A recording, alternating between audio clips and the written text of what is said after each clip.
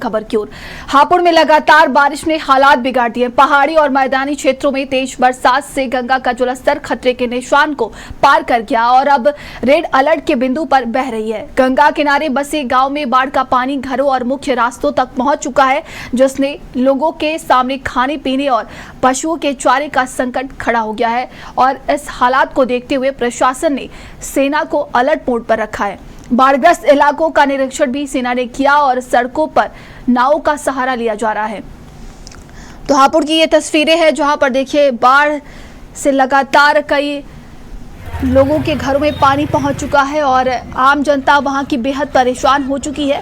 ये तस्वीरें हम आपको दिखा रहे, देखिए सड़कें पूरी तरीके से जलमग्न हो गई है। वहीं पुलिस प्रशासन को अलर्ट मोड पर रखा गया है। तो लगातार तेज बहाव के चलते और तेज बारिश के चलते देखिए कई चीज़ों की वहां पर दिक्कत परेशानी हो रही है। खाने पीने से लेकर पशुओं के चारा तक का संकट अब पैदा हो चुका है और बताया जा रहा है कि वहां पर नाव का सहारा लिया जा रहा है। ये तस्वीरें हम आपको दिखा रहे हैं।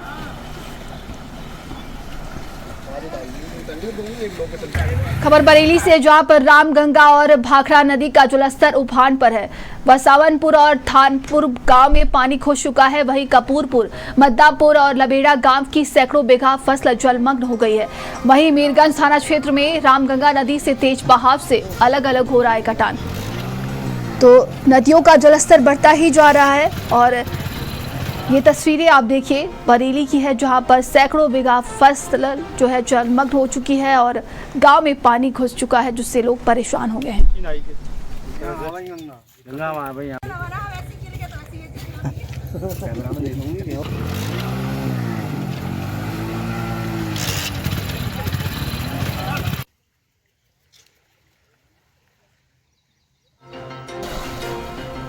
तो रामगंगा और भाखड़ा नदी का जलस्तर उफान पर है।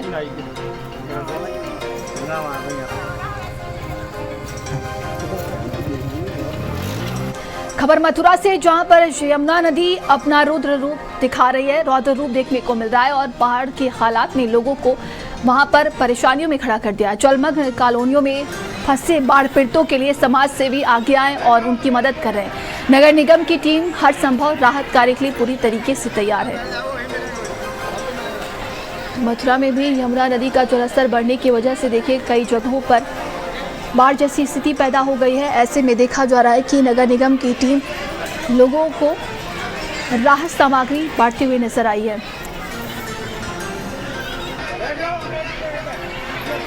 तो उत्तर प्रदेश की बात की जाए तो लगातार बारिश की वजह से कई जगहों पर बाढ़ जैसी स्थितियां उत्पन्न हो गई हैं। वहीं देखिए रायबरेली में घरों में पानी घुस गया है। बरसात का पानी घरों में घुस गया है और पानी की निकासी न होने के चलते जलभराव की समस्या देखने को मिल रही है। ग्रामीणों ने जिला प्रशासन से न्याय की गुहार लगाई है। नाले के पट जाने से नहीं हो पा रही है जल निकासी। भदोखर थाना क्षेत्र के बालेपुर गांव का ये पूरा मामला है।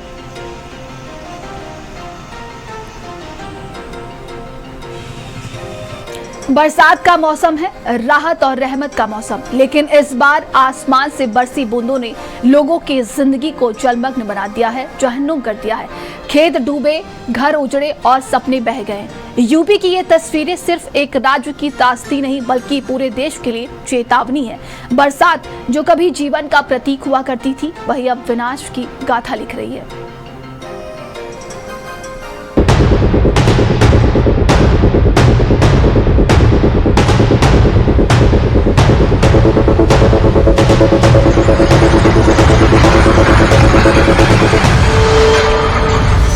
बरसात की हर बूंद इस बार लोगों के लिए जख्म बनकर गिरी। गांव की गलियों में पानी घुस आया है। लोग अपने ही घरों में कैद होकर रह गए हैं। कहीं मासूम बच्चे भीग रहे हैं, स्कूल बैग लेकर रो रहे हैं, तो कहीं बूढ़े माता पिता अपने बिस्तर तक डूब जाने की मजबूरी में आंसू बहा रहे हैं।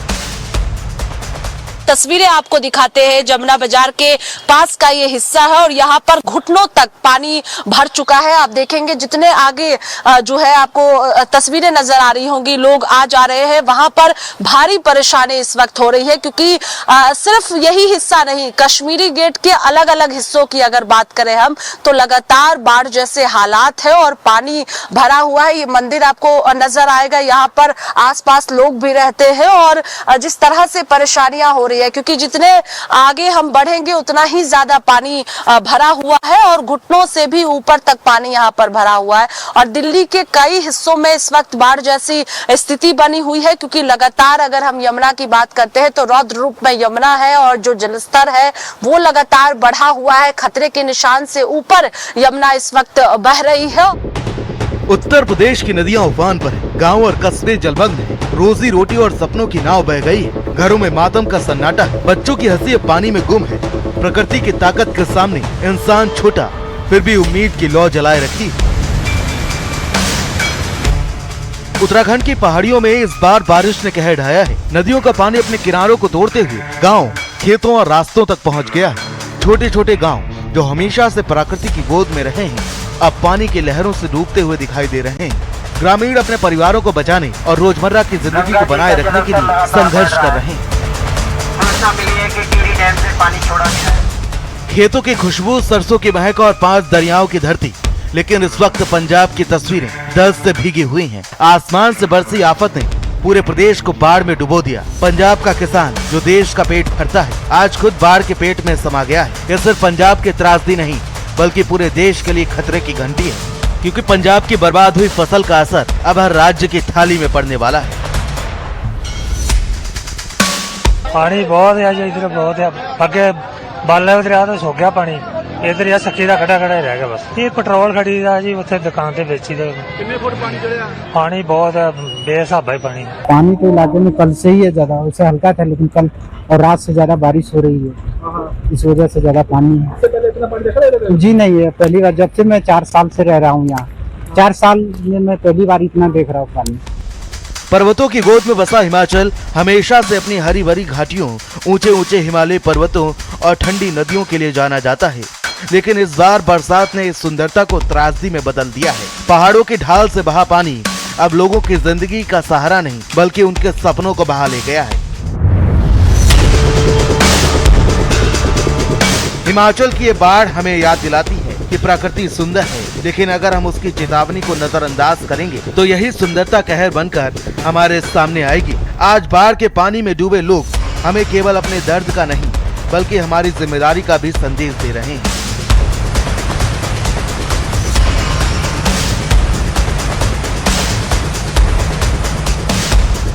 बड़ी जोर की लैंडस्लाइड की आवाज आई और फिर हम बाहर हो गए सारे। ऊपर भी आके मैं किराएदारों को भी बाहर निकाल दिया और इसमें अभी 2 बंदे दबे पड़े हैं। रेस्क्यू वाले, एनआरडी वाले, सभी लोग, फायर ब्रिगेड वाले भी लगे हुए हैं। पानी का बहाव बहुत ज्यादा आ गया था और लोग रात को जो है करीब 2 बजे जो है सुरक्षित स्थानों पे चले गए थे। बहुत से लोग जो है गाड़ियों में उन्होंने रात बिताई है, क्योंकि पूरी रात जो है अगर मैं कहूँ तो कुल्लू के लोग जो हैं पूरी रात नहीं सोए होंगे। रास्ते, पुल, रोड सारे टूट गए, बहुत ही बुरा हाल है। राजस्थान, जहां रेगिस्तान की तपन हमेशा छाया करती थी, वहीं इस बार बरसात ने कहर ढा दिया है। सूखी धरती अब पानी में डूब चुकी है और लोगों की जिंदगी में संकट है।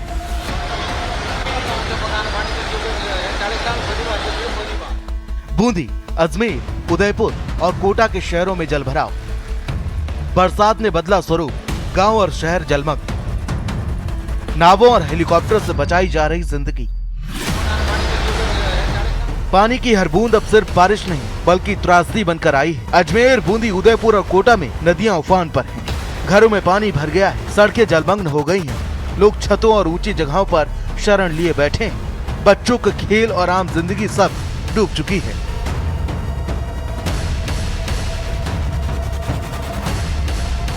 पूरा देश इस वक्त बाढ़ की चपेट में है। लोग अपने घर, खेत और रोजी रोटी से दूर हो गए हैं।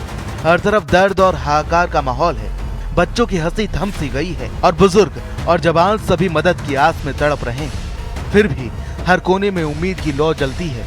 यही मानवता की असली ताकत है, जो हमें विपत्ति में भी आगे बढ़ने की हिम्मत देती है। स्पेशल डेस्क, भारत समाचार। आगे बढ़ते हैं। गोरखपुर में मुख्यमंत्री योगी आदित्यनाथ ने दौरे के तीसरे दिन पूजा अर्चना और गौ सेवा की। इसके बाद सीएम ने जनता दर्शन कार्यक्रम में फरियादियों की समस्याएं सुनी और अधिकारियों को त्वरित निस्तारण के निर्देश दिए। इस दौरान पुलिस प्रशासन के आला अधिकारी भी मौके पर मौजूद रहे।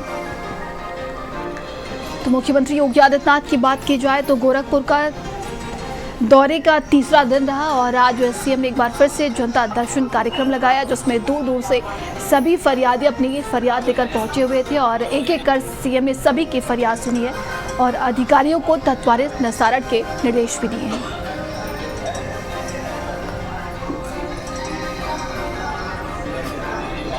वहीं कानपुर में बीते दिनों बीजेपी और कांग्रेसियों के बीच हुई झड़प के मामले को लेकर अब सब्जी कांड भी शुरू हो गया है। यहां पर कांग्रेसियों ने सब्जी का टोकरा बनाकर बीजेपी कार्यालय पहुंचने की कोशिश की, लेकिन पुलिस ने बीच में ही रास्ता रोक दिया।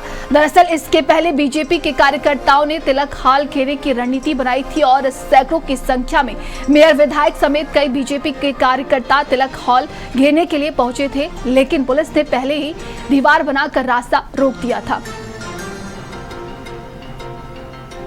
विरोध क्या कर रहे थे, हम लोग तो उनका इंतजार कर रहे थे कि अगर देने आ रहे हैं तो अच्छी बात है, लेकिन वो गांधीगिरी कर रहे थे। मैं कांग्रेसियों से पूछना चाहूंगा कि राहुल गांधी की परवरिश तो हिंदुस्तान की संस्कृति की नहीं है, इन कांग्रेसियों की परवरिश तो इस संस्कृति की है, हिंदुस्तान की संस्कृति की। कौन सा ऐसा व्यक्ति होगा जो अपनी माँ का अपमान सहेगा? चमचागिरी की एक पराकाष्ठा होती है, चमचागिरी करिए राहुल गांधी की, लेकिन अपनी संस्कृति को नष्ट करके चमचागिरी करेंगे तो ये निश्चित तौर पर समाज उनको मान्य नहीं करेगा। 4 दिन पहले भाजपा आई थी, उसने प्रदर्शन किया था, तिलक हॉल घेरने का काम किया था। उस समय उन्होंने सब्जी वालों से चुरा के सब्जी उन लोगों को फेंकी थी। उसके विरोध में आज हम लोग गांधीवादी ढंग से गांधी टोपी लगा के रामधुन गाकर इनके भाजपा के कार्यालय जा रहे हैं कि हम जो सब्जी आप चुराओ मत, हमसे ले, हम आपको देते हैं सब्जी, लीजिए, हम पे फेंकिए सब्जी को। गांधीवादी अंदाज में हम लोग उनको सब्जियां देने जा रहे हैं। सनातनगिरी करेंगे और क्योंकि सनातन में कहा गया यत्र नारेस्तु पूजन्ते रमन्ते तत्र देवता। हम माँ का सम्मान और हम अपने उत्तर दक्षिण दोनों जिलों के अध्यक्षों को कह रहे हैं कि अपनी पूरी टीम को ये कहें कि वो कांग्रेस नेताओं की घर जाकर उनकी माताओं का सम्मान करें। हम ये अभियान चलाएंगे। राहुल गांधी के संस्कार हो सकते हैं कि उनको माँ का सम्मान ना मालूम हो, लेकिन उनकी माँ से हम कहेंगे कि ये क्यों आपके संस्कारों को बदनाम कर रहे हैं। खबर कानपुर से, जहां पर देहात के राजपुर ब्लॉक में पीने के पानी की योजना में करोड़ों रुपए का घोटाला सामने आया। गांव में लगाई जाने वाली प्लास्टिक टंकियों और बोरिंग का कोई लाभ ग्रामीणों को नहीं मिला। ज्यादातर टंकियां गायब है या कभी चालू नहीं हुई। कई बेसों पर केवल नाम और पत्थर रखकर ऐसे हड़प लिए गए हैं। समाजवादी पार्टी के नेता के अस्पताल परिसर में भी टंकी का बेस मिला, जबकि इसे गांव में लगना था। शिकायत पर मुख्य विकास अधिकारियों ने 2 सदस्यीय जांच कमेटी गठित की है, जो भुगतान, सप्लाई और रख रखाव की पूरी जांच कर जिम्मेदारों पर कार्रवाई करेगी।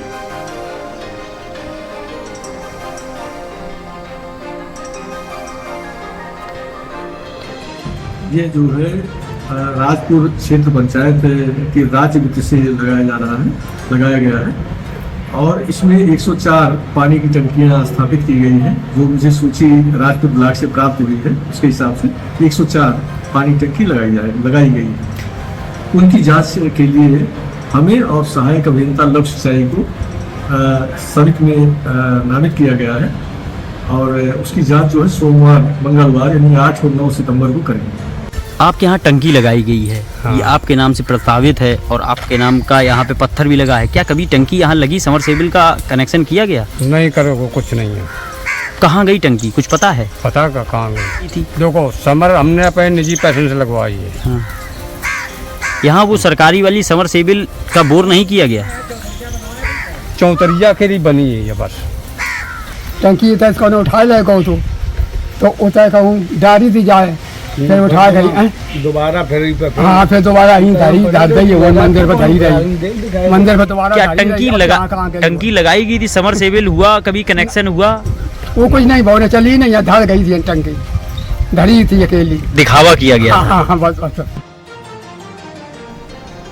चलिए आगे बढ़ते हुए देखिए, सिद्धार्थनगर जिले में चोरी का आतंक बढ़ता ही जा रहा है, जिसके जिसकी वजह से ग्रामीणों की नींद उड़ गई है। इटवा, त्रिलोकपुर, डुमरियागंज और टेबरुआ थाना क्षेत्रों में रात में एक एक गांव में 4-5 जगह चोरी हो रही है। ग्रामीण अब रात में लाठी, डंडे और टॉर्च लेकर खुद गश्त करने पर मजबूर हो गए हैं। कई जगहों पर ड्रोन उड़ते दिखे हैं, जिससे ये अनुमान लगाया जा रहा है कि चोरी से पहले रेकी की जा रही है। नेता प्रतिपक्ष माता प्रसाद पांडे ने पुलिस की कार्यशैली पर सवाल उठाए हैं।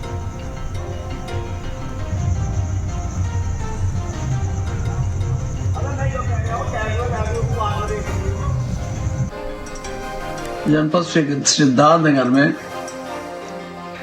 थाना त्रिलोकपुर, ढेबरुआ, इटवा तथा अन्य थानों में पूरे जिले में जगह जगह बड़े पैमाने पर चोरी की घटनाएं घट रही। चोर आते हैं, एक घर को छोड़ करके एक एक गांव में कम से कम 5-5 घरों में एक ही दिन चोरी करते हैं। इसके लिए त्रिलोकपुर थाने में सबसे ज्यादा चोरी हुई। पहले से हम लोग बार बार कप्तान से और थानेदारों को आगाह करते रहे हैं, कुछ करिए, लेकिन ये कुछ कर नहीं रही। मामला ये साहब की चोरी वोरी हो रहा है, रात भर आदमी जग रहे हैं, कुत्ते भी भूख रहे हैं चारों तरफ से, पब्लिक भी जग रही है। ड्रोन उड़ता हुआ दिखाई देता है, आप लोगों के यहाँ भी उड़ रहा है? उड़ा है भाई, मोबाइल में भी है। हाँ, मोबाइल में कहोगे तो दिखा देंगे। कितनी परेशानी होती है आप लोगों को? परेशानी तो रात में जब कुत्ते भूखते हैं, इधर उधर से सब भागने लगते हैं, कोई डंडा लेके, कोई कुछ लेके, तो थोड़ा जागना पड़ता है, दौड़ना पड़ता है। खबर बागपत से, जहां पर 500 रुपए की शर्त लगाकर यमुना में कूदने का मामला सामने आया। 2 दिन बाद डूबे युवक का कोई भी सुराग नहीं मिल पाया। एनडीआरएफ गोताखोर यमुना में युवक की तलाश कर रहे। जुनैद और उसके साथी के बीच ये शर्त लगी थी। बागपत कोतवाली क्षेत्र के निवाड़ा पुल से कूदा था युवक, और ये तस्वीरें आप देखिए, 2 दोस्तों के बीच में शर्त लगी थी 500 रुपए की, और यमुना नदी में कूद गए थे। बताया जा रहा है कि एक साथी नदी को पार कर गया था, लेकिन दूसरे की तलाश की जा रही। अभी तक उसका कोई भी सुराग नहीं लगा है। तो देखिए, 500 रुपए की शर्त लगाई गई थी और कूदने का ये पूरा मामला है। 2 दिन बाद भी डूबे युवक का कोई भी सुराग नहीं मिल पाया है। एनडीआरएफ गोताखोर की टीम लगातार उसकी तलाश में लगी हुई है। जुनैद और उसके साथी के बीच में 500 रुपए की शर्त लगाई गई थी, जिसमें कहा गया था कि नदी में कूदने का ये पूरा मामला है, और एक साथी जो है वो नदी को पार कर गया था, लेकिन दूसरे की तलाश अभी भी जारी है।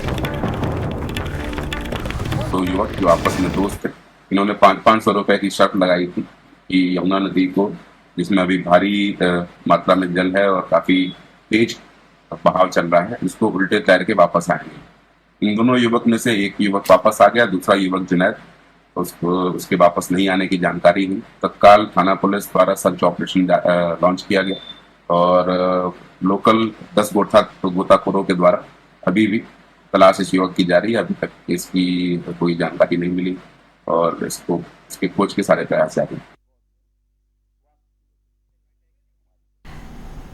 और अब खबर लखनऊ से, जहां पर माफिया मुख्तार की जमीन पर गरीबों का आशियाना बनेगा। माफिया की जमीन पर सरकार ने 72 फ्लैट बनवाए हैं। मुख्तार के कब्जे से योगी सरकार ने जमीन छुड़ाई थी। मुख्तार का कब्जा हटा, अब यहाँ रहेगा गरीब जनता और ये गरीबों को मिलेगा। 9 लाख रुपए में 2 BHK फ्लैट इस जमीन पर है और माफिया मुख्तार अंसारी का इस पर कब्जा था। सरकार ने मुख्तार के कब्जे से मुक्त कराई थी ये जमीन पर गरीबों के लिए सरकार ने 72 फ्लैट बनवाए हैं। इसी माह से रजिस्ट्रेशन, लॉटरी से होगा इसका आवंटन।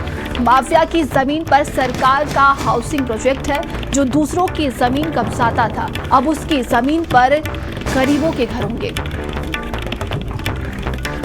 तो अवैध कब्जे को देखिए, सरकार ने छुड़वाया था और अब इसी पर गरीबों का आशियाना बनाया गया है।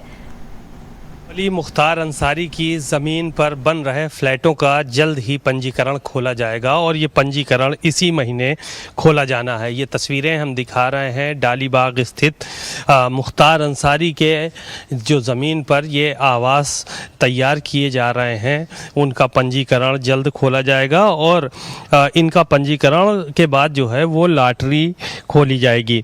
दरअसल ये जो फ्लैट्स बन रहे हैं ये इनकी कैटेगरी 360 वर्ग फीट क्षेत्रफल की है और लगभग 9 लाख रुपए के जो है वो ये फ्लैट होंगे, जिनका पंजीकरण जल्द से जल्द खोलने की कवायद शुरू की जाएगी। G+3 यानी 4 मंजिला इमारत जो है वो बनाई जा रही है, जिसमें 2 कमरे, बालकनी सहित अलग लैट्रीन बाथरूम है और कुल फ्लैट की जो संख्या है वो 72 है। इसमें अब लगभग काम कंप्लीट हो गया है, सिर्फ फिनिशिंग बाकी है। तस्वीरें हम आपको दिखा रहे हैं, इसमें पुताई, ऊपर से पुट्टी का काम शुरू हो गया है और फिनिशिंग जो है वो की जा रही है। दरअसल ये जो ज़मीन थी ये मुख्तार अंसारी की ज़मीन थी और ये सरकार ने ये माना कि उस ज़मीन पे जो कब्ज़ा हुआ वो मुख्तार अंसारी ने अवैध तरीके से किया, जिसके बाद इस ज़मीन को खाली कराया गया और LDA के हवाले ये ज़मीन कर दी गई, जहां पर फ्लैट्स बनाए जा रहे हैं और बड़ी संख्या में इन फ्लैटों के लिए आवेदन भी आएंगे। कैमरामैन अरविंद के साथ सीमा नकवी, भारत समाचार, लखनऊ। उत्तर प्रदेश में 12 वफात और जुमे की नमाज को लेकर सुरक्षा के पुख्ता इंतजाम किए गए हैं। साथ ही गणपति विसर्जन के चलते भी संवेदनशील इलाकों में अलर्ट बढ़ा दिया गया। प्रशासन ने ड्रोन और CCTV के जरिए लगातार निगरानी शुरू कर दी है।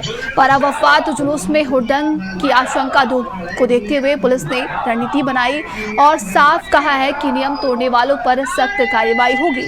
मस्जिदों और धार्मिक स्थलों के आसपास अतिरिक्त पुलिस बल तैनात किया गया है।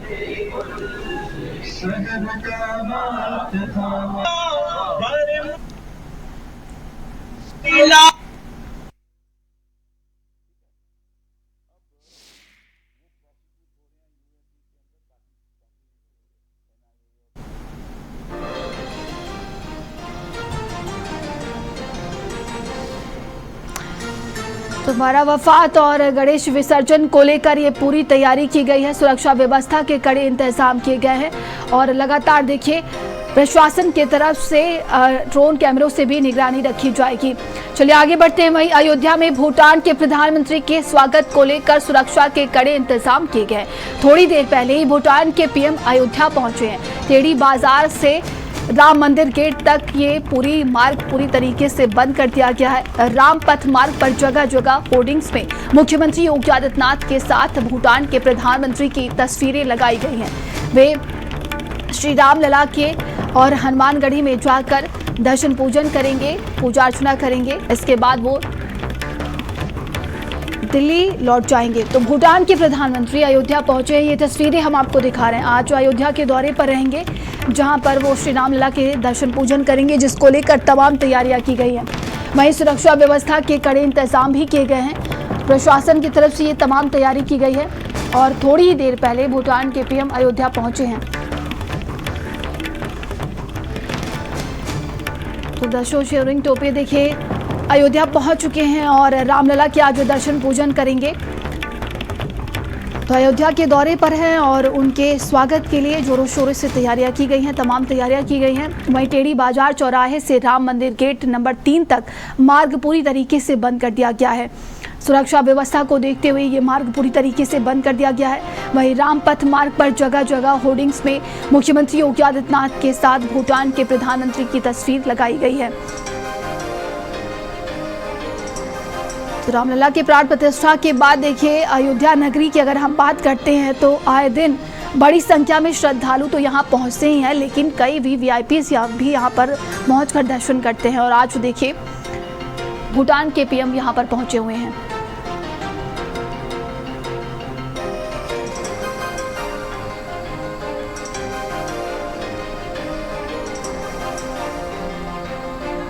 आगे बढ़ते हैं। अम्बेडकर